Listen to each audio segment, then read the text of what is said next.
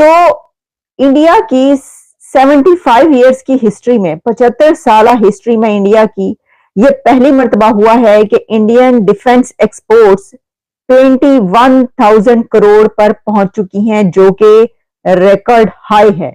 India ने 21,000 करोड़ रुपया सिर्फ एक साल के अंदर कमाया है। मतलब इतना उन्होंने पैसा कमा लिया वेपन से। अभी तो उनके पास कितनी चीज़ें पड़ी हुई हैं। अभी वो यानी कि ट्रेन एक्सपोर्ट करने जा रहे हैं। मैं रिसेंटली न्यूज़ सुन रहा था। उसके बाद यानी कि उन्होंने और भी यानी कि काफ़ी ज़्यादा चीज़ें बनाई हैं आईटी सेक्टर में। देखें कि और इतने हाई पॉइंट पर इस वक्त इंडिया के डिफेंस एक्सपोर्ट्स हैं कि जो आज से पहले कभी नहीं पहुंची। क्या जिस तरह से इंडिया अपना डिफेंस एक्सपोर्ट करते हुए जा रहा है, फ्यूचर में कहाँ देखते हैं आप? वो तो चाइना को बीट कर रहा है। यहाँ पे हम दुश्मनी और यहाँ पे हम नफरतें रखते हैं नेबर कंट्री से, लेकिन फॉरेन कंट्री में जाके बिजनेस करते हैं उनके नाम पे।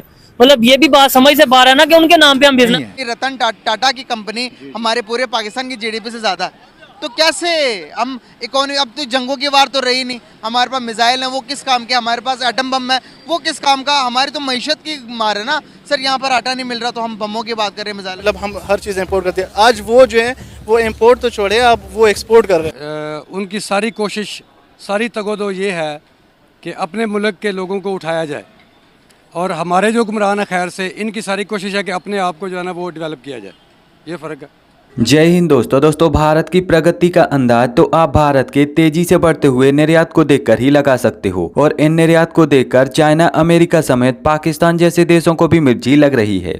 वो क्या कर रहे हैं ऐसा और हम क्या कर रहे हैं? एक ही टाइम में दो मुल्क अलग होने वाले, आज़ाद होने वाले, आज वो चांद पर पांचवी बड़ी मईशत बनाकर बैठे हैं, हम क्या कर रहे हैं?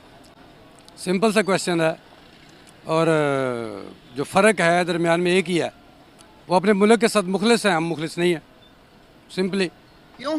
वो उनकी सारी कोशिश, सारी तगोदो ये है कि अपने मुल्क के लोगों को उठाया जाए, और हमारे जो हुक्मरान है खैर से, इनकी सारी कोशिश है कि अपने आप को जो है ना वो डेवलप किया जाए। ये फ़र्क है। That's it। क्या कहेंगे कि यही करते रहे, यही करते हुए आ रहे हैं? इतना सब कुछ हमने चेंज होते हुए देखा अपने हाथ सामने। अपना एक जो शारक थी उसको भी जाते हुए देखी, 71 में बांग्लादेश अलग हो गया, उससे भी हमने सीखे। क्या करना, क्या चाह रहे हैं आगे? आप शायद थोड़ा रिकॉर्ड को दुरुस्त करें।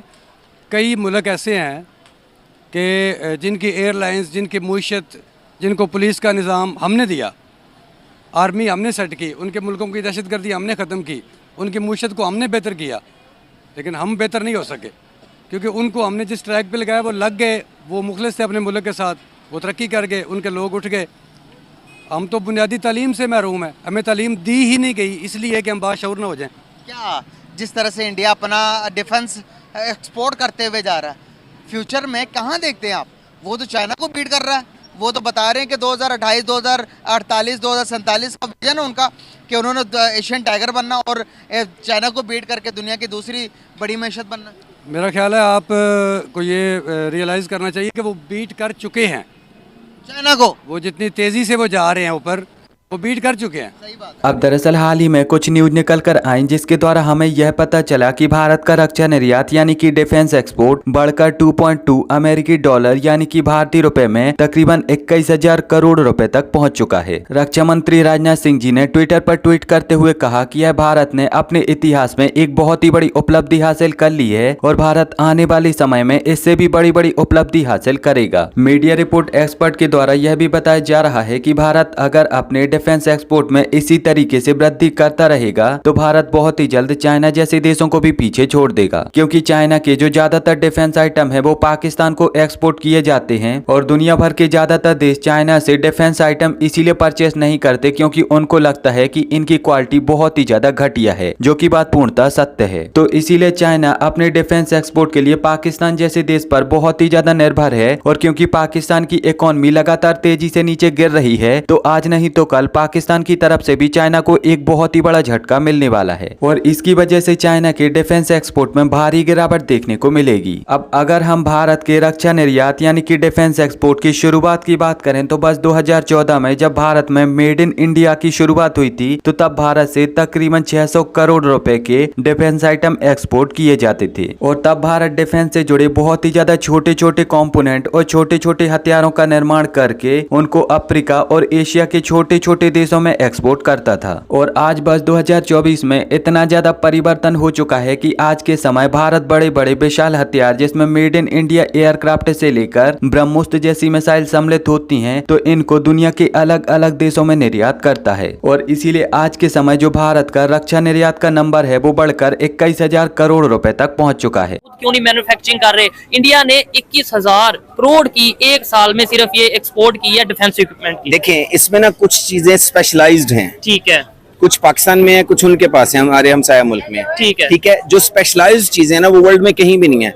जो पाकिस्तान से जानी है वो जानी ही जानी है। उनका कोई, हमारी वाक एंड में फैक्ट्रीज हैं जी, बिल्कुल, जो बहुत ज्यादा वर्ल्ड क्लास लेवल की चीजें प्रोड्यूस करती हैं और वो एक्सपोर्ट हो रही हैं। इनफैक्ट बहुत सारा टेक्नोलॉजी में हम लोग, हमारे पास रिसर्च बजट नहीं है, हमारे बच्चे बहुत ज़हीन हैं, वो काम करते हैं, मेहनत करते हैं। जो कोई बंदा नई चीज इजाद करता है उसको सपोर्ट ही नहीं किया जाता, तो गवर्नमेंट लेवल पे ये वो फिर बाहर चले जाते हैं। हाँ जी, वो फिर देखें, जो बंदा ज्यादा अच्छा एजुकेशन लेता है, ज्यादा अच्छा रिसर्चर है, उसे बाहर के लोग तो फैसिलिटेट करते हैं। हमारा मुल्क फैसिलिटेट करे तो लोग खुद ब खुद इधर पाकिस्तान में रह के मेहनत करें और उनको रिवॉर्ड नहीं मिलता इसलिए जाते हैं। अदरवाइज पाकिस्तान में किसी चीज की कमी नहीं है, इसकी जमीन जरखेज है, इसके लोग मेहनती हैं और डेडिकेटेड हैं। हम क्यों इतना परेशान, इकोनॉमी डाउन, हर चीज परेशान नहीं है। आप स्टूडेंट हैं, आप प्रैक्टिकल लाइफ में आएंगे आपको पता चल जाएगा। मैंने अपनी लाइफ की पीक में इंटरनेशनल मार्केट से जॉब रिजाइन करके पाकिस्तान आ गया। जबरदस्त। 47 इयर्स एज पे आके मुझे अफसोस हो रहा है कि यहाँ पे रह के बेईमानी ना करो, 2 नंबर काम ना करो, ईमानदारी से रिस्क कमाना मुश्किल कर दिया गया है। ठीक है, तो अभी मुझे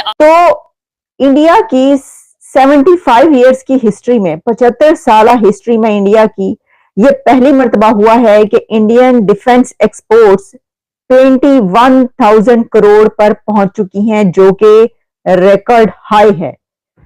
और इतने हाई पॉइंट पर इस वक्त इंडिया के डिफेंस एक्सपोर्ट्स हैं कि जो आज से पहले कभी नहीं पहुंची थी। और अगर आपको हम सिर्फ ये बताएंगे कि 2023-24 ये पिछले 2 फिस्कल ईयर अगर आप उठाकर देख लीजिए तो इसके अंदर जो इंडिया के डिफेंस एक्सपोर्ट्स में इंक्रीज हुआ है वो 32% ग्रोथ है। यानी कि 2 सालों के अंदर उनकी कितनी ग्रोथ है, कितनी उनकी ये एक्सपोर्ट्स बढ़ी है, डिफेंस एक्सपोर्ट्स। और इंडिया टॉप 25 आर्म्स एक्सपोर्टर बन गया है। और इंडिया वो कंट्री था जो आर्म्स इंपोर्ट किया करता था, लेकिन इस वक्त इंडिया 21,000 करोड़ के साथ रिकॉर्ड हाई डिफेंस एक्सपोर्ट कर रहा है और टॉप 25 आर्म्स एक्सपोर्टर दुनिया का बन चुका है।